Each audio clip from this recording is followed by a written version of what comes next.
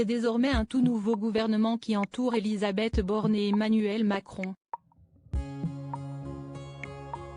Le président de la République a renouvelé sa confiance à sa première ministre, lundi 17 juillet, avant de procéder à des changements conséquents parmi les ministres qui l'entourent. Ce jeudi 20 juillet a effectivement été marqué par un nouveau remaniement. Si de nombreux ministres sont restés en poste, comme Bruno Le Maire, d'autres ont changé de ministère, comme Gabriel Attal, tandis que d'autres ont fait leur entrée au sein du gouvernement, comme Aurore Bergé. D'autres encore ont tout simplement quitté leur poste, comme Marlène Schiappa. Au lendemain de cette annonce, le mari de Brigitte Macron a pris la parole, lors d'un discours en ouverture de ce premier Conseil des ministres.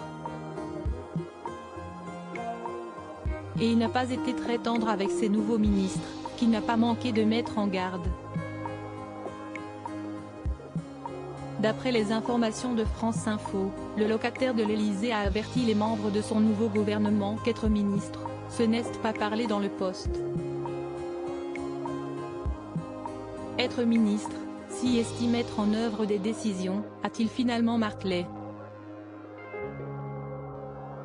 Le chef de l'État a ensuite donné quelques lignes directrices pour la suite du quinquennat, toujours d'après nos confrères. Qui sont les ministres du gouvernement Borne 3 ? Une ambiance bizarre durant le Conseil des ministres. Si Emmanuel Macron s'est montré ferme durant son discours, ce n'est pas l'unique sentiment qu'ont retenu les ministres présents sur place. En effet, d'après Le Figaro, l'ambiance qui régnait pendant le Conseil des ministres a laissé les participants perplexes. L'ambiance était bizarre, pas la joie, a révélé l'une des personnalités ayant assisté à la réunion.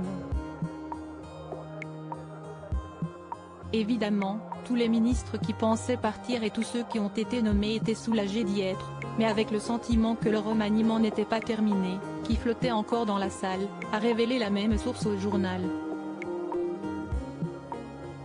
Les nouveaux membres du gouvernement redoutent-ils quelque chose ? Article écrit en collaboration avec 6 médias. Crédit photo, Jérôme Dominé pour le best image.